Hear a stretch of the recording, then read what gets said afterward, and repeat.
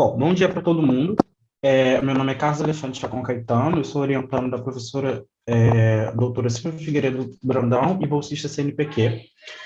A minha apresentação tem como o nosso parecerista falou, tem um título sobre a vocalização da lateral em coda silábica no português europeu. E nessa apresentação, então, nós vamos falar sobre a vocalização da lateral mais anterior em contexto de coda, tanto externa quanto interna, no português europeu.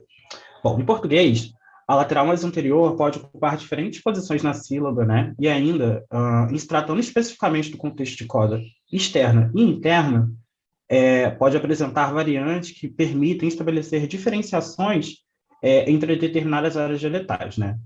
Bom, esse é o caso, por exemplo, do português brasileiro, né? O PB, que, como demonstra Pinho e Margotti, 2010, né? A variante vocalizada predomina na maioria dos dialetos, né? Enquanto determinadas áreas da região do sul do país apresentam, né, de forma um pouco mais produtiva, além da variante vocalizada, a lateral violarizada. Bom, no caso do português europeu, que é o nosso foco de estudo, Leite e Calou Moraes, de 2007, observam que, na fala culta, além da variante violarizada, que é a mais frequente, há também a presença de vocalização, né, com uma taxa percentual de mais ou menos 18%. Então, nesse sentido, esse estudo, que é vinculado ao projeto Variedades Urbanas do Português e Contrastes, Variáveis Fonético-Fonológicas, sobre a ótica dos pressupostos teórico-metodológicos da teoria da variação e mudança, tem por objetivo específico observar o processo de vocalização da lateral em coda silábica interna e externa na fala da comunidade de Oeiras, na região metropolitana de Lisboa, de modo a obter resultados que possibilitem futuramente contrastá-los aos obtidos nas análises do português de Moçambique e no português de São Tomé. Bom, para isso, nós organizamos duas amostras selecionadas de 18 entrevistas com indivíduos naturais de Oeiras, distribuídos por sexo, 3 níveis de escolaridade e 3 faixas etárias, né, pertencentes ao corpo do projeto Concordância. Os dados eles foram coletados a partir do 6º minuto, analisados separadamente em coda interna e externa.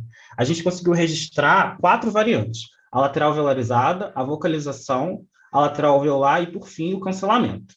Bom, como valor de aplicação, nós consideramos a variante vocalizada em contraposição à velarizada, as mais produtivas no corpus, haja visto que juntas constituem cerca de 90% das ocorrências. Bom, aqui olhando agora para os resultados. Na análise do contexto interno e externo e interno, foram encontrados, respectivamente, um total de 610 e 743 ocorrências, sendo, dentre elas, 454 dados de localização para o contexto externo e 203 para o contexto interno. Em coda interna,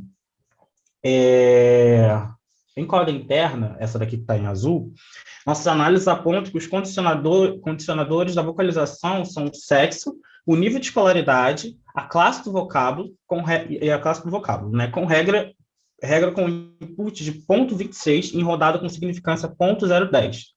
Bom, se tratando da variável sexo, né, são os homens que se mostraram mais suscetíveis à aplicação da regra, né, com peso relativo de 0,55. Quanto ao nível de escolaridade, são os indivíduos de nível fundamental com peso relativo 0,56 e de nível médio com peso relativo de 0,53, os que mais implementaram a vocalização. Em relação à classe do vocábulo, os advérbios terminados em mente tendem mais à vocalização, né, com uma taxa percentual de 35,7% e um peso relativo de 0,61. Já se tratando da corda externa, né, mostrado-se atuante para a vocalização com o input 0,18, as variáveis vogal antecedente, tonicidade da sílaba e sexo, né, em rodada que apresentou uma significância de 0,009. Bom, em relação à vogal antecedente, mostraram-se favorecedores a vogal I, né, com peso relativo de 0,70, e secundariamente a vogal A, com peso relativo 0,52, né? Quanto à tonicidade da sílaba, são as pós-tônicas, né, com peso as tônicas as mais salientes, no caso, né, que tem um peso relativo de 0,67. Bom, uma análise mais detalhada da vogal antecedente e a tonicidade da sílaba como principais condicionantes da vocalização em corda externa ensejou na gente a possibilidade de poder estar havendo, paralelamente, né, um condicionamento lexical, tendo em vista a alta recorrência de determinados types.